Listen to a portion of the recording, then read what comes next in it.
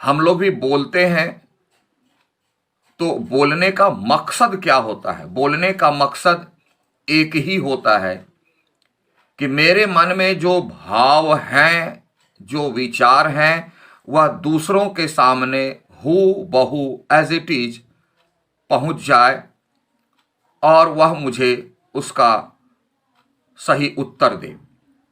यही एकमात्र मकसद है ना? तो और इसके लिए हमें कहीं कहीं बीच में रुकना भी पड़ता है। पहली बात तो शब्दों का इस्तेमाल सही करना पड़ता है, उसके बाद सही ढंग से बोलना पड़ता है, उसके बाद हमें बीच बीच में रुकना भी पड़ता है।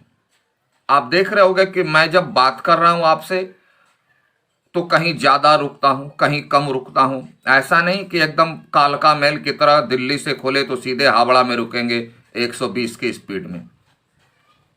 ऐसे जो है अपने भावों को हम अच्छे ढंग से दूसरों तक नहीं समझा पाते हैं, है ना, और नहीं समझा पाएंगे। इसलिए इसके लिए बहुत जरूरी है कि हम बीच बीच में रुकें।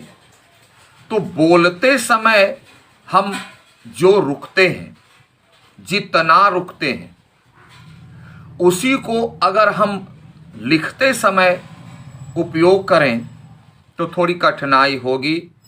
इसलिए इसके लिए तरह तरह के यानी विभिन्न प्रकार के चिन्हों का उपयोग किया जाता है, जिससे पता चल जाता है कि हम बोलते समय कितना रुकें। ठीक है, तो इसी को कहते हैं विराम चिन्ह। यानी तो परिभाषा क्या बन गई कि हम बोलते समय बीच बीच में अपने भावों और विचारों को स्पष्टता देने के लिए, क्लियरिटी देने के लिए जितना रुकते हैं, उसके लिए जो चिन्ह, जिन चिन्हों का उपयोग किया जाता है, वे विराम चिन्ह कहलाते हैं। अब इसको बहुत शॉर्ट में अगर लिखना चाहो, याद करना चाहो, तो आपके बुक में है, वो अच्छी है, चलेगी, है ना, कि वाक्य बोलते समय या लिखते समय विराम, विराम मतलब स्टॉप, कितना रुकते हैं, को प्रकट करने वाले चिन्हों को विराम चिन्ह कहते हैं। ठीक है, तो इसमें से बहुत प्रमुख जो है मैं आपको एक्सप्लेन कर देता हूं, बुक सामने रखिए, आप आराम से समझ जाएंगे। पूर्ण विराम।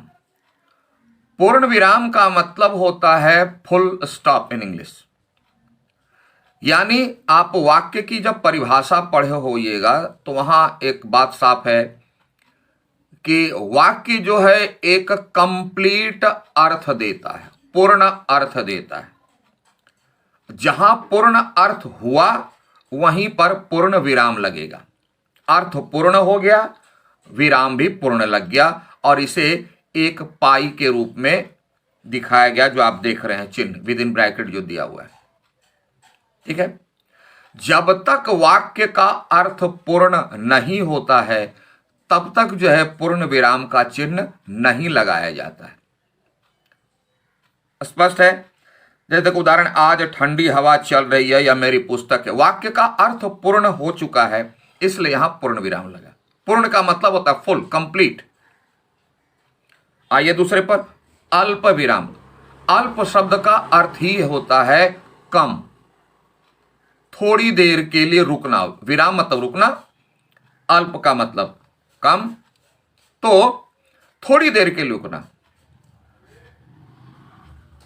बोलते या पढ़ जब थोड़ा रुकते हैं, अब ये थोड़ा में प्रश्न आएगा कि थोड़ा में कितना, 1 2 3 4 5 10। बहुत सारे व्यक्ति के लिए 10 भी थोड़ा होता है, किसी के लिए 1 ही थोड़ा होता है, किसी का 1000 भी थोड़ा ही होता है। तो इसके समझने के लिए आप एक उदाहरण ले सकते हैं। हम लोगों की आदत होती है, आदत हैबिट जिसको बोलते हैं, अभ्यास, कि हम लोग अपने ढंग से बात करते हैं। सभी व्यक्ति की अपनी अपनी गति होती है बात करने की। कोई देखो बहुत हड़बड़िया, हड़बड़ एकदम फटाफट फटाफट बोलते चला गया, कोई है बहुत स्लो बोलते हैं, कोई मीडियम बोलते हैं। तो इसी को ध्यान में रखकर, यानी आप किस गति में बोलते हैं उसका ध्यान रखते हुए, सामान्य गति में जो भी बोल रहे हैं आप, तो वह सामान्य गति होती, वह व्यक्ति की अपनी गति होती, उस आधार पर उसको सामान्य कहते हैं। उससे क्वार्टर यानी उससे चौथाई, उससे चौथा, यानी अगर हम मान लें कि हमारे बात करने की गति प्रत्येक शब्द के बाद या वाक्य के पूर्ण होने पर, आप इतना याद रखो, वाक्य के पूर्ण होने पर सामान्यतः मेरी आदत जितनी देर रुकने की है। अब मैं बात कर रहा हूं तो तुम नोटिस कर रहे होगे कि मैं प्रत्येक वाक्य के पूर्ण होने पर कितनी देर रुकता हूं। अब ऐसा नहीं कि स्केल, इंची और मीटर लेकर के नापेंगे, नहीं, नेवर। एक अनुमान से, अंदाज से, कि जितना मैं वाक्य के पूर्ण होने पर रुकता हूं उससे अगर आधा, लगभग आधा समय अगर रुकते हैं तो उसके लिए हम लोग लगाते हैं अर्ध विराम। अर्ध विराम, एक पॉइंट और एक कॉमा डालते हैं, अर्ध विराम। इसका उपयोग प्रचलन अभी कम है लेकिन करना चाहिए। और उससे भी आधा करते हैं तब लगता है कॉमा यानी क्वार्टर। अगर हम पूर्ण विराम में मान लेते हैं, अनुमान करते 1 सेकेंड रुकते हैं, तो अर्ध विराम में यानी पॉइंट और कॉमा नीचे जो डालते हैं उसमें ½ सेकेंड रुकेंगे, और कॉमा में हाफ से भी हाफ, क्वार्टर रुकेंगे 1/4। तो ऐसा नहीं कि टाइम देख देख के रुकना है, आदत से, अनुमान से, ठीक है। तो यहां कॉमा है। अब कॉमा कहां लगता है, देखिए एक ही, ये जो 4 दिया हुआ क ख ग घ, ये आप देख लेंगे, याद कर लेंगे। एक ही प्रकार के, यानी 2 अगर बराबर वैल्यू के हैं, बराबर टाइप के हैं, तो वहां कॉमा दे। राम, सीता, मोहन, गीता, एक ही प्रकार के सभी हैं, तो वहां कॉमा लगा के अंत में, कॉमा ने अंत में और लगता है, ठीक है। तो एक ही प्रकार के 2 से अधिक शब्दों के बीच लगेगा। कथन को स्पष्ट करने के लिए, यानी अगर हम कुछ बोल रहे हैं, पहले का है भाव और विचार को क्लियरिटी लाने के लिए।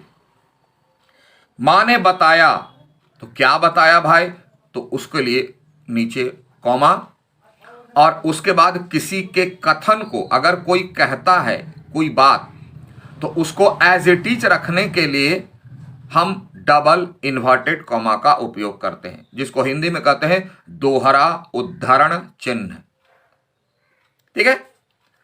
सिंगल होता है तो अभी आएगा, पढ़ेंगे सिंगल में। मैं यहीं बता दूं, सिंगल लगता है जब किसी पुस्तक का नाम, किसी का निकनेम या किसी खास शब्द को समझाने के लिए हम वाक्य लिखते हैं, तो उस खास शब्द को, निकनेम को, पुस्तक के नेम को, लेसन के नेम को, नाम को सिंगल इन्वर्टेड कॉमा में रखते हैं।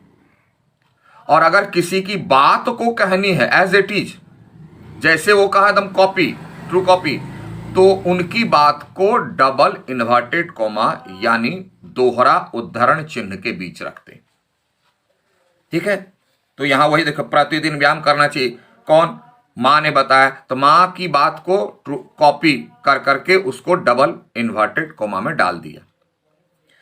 संबोधन, हां, ना, तो वहां रुकना, हां मैं जाऊंगा, नहीं हां मैं जाऊंगा, हां मैं जाऊंगा, ये ना हुआ हां मैं जाऊंगा, नहीं मैं नहीं जाऊंगा। ऐसे कोई बोलता है क्या?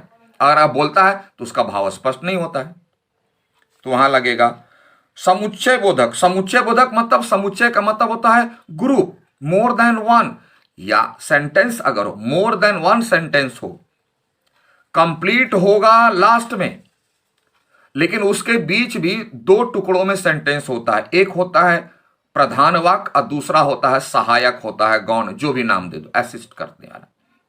तो ये दोनों को जोड़ने के बीच में भी कॉमा लगता है।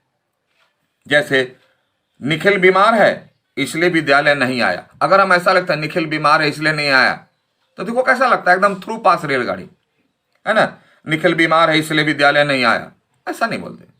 निखिल बीमार है इसीलिए विद्यालय नहीं आया, तो भाव जो हम कहना चाहते हैं वो साफ हो जाता है।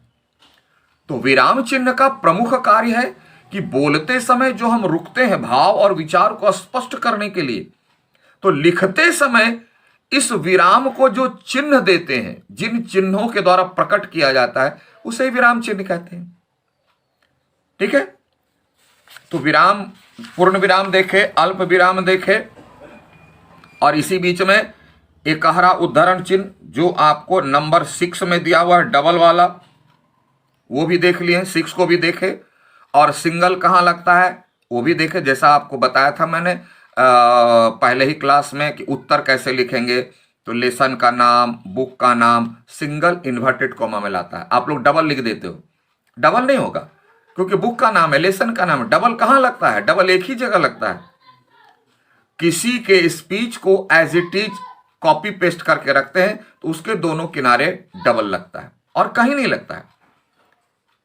ठीक है, आइए तो फिर अब अगला जो विराम चिन्ह है हम लोग फिर अगले वीडियो में देखते हैं।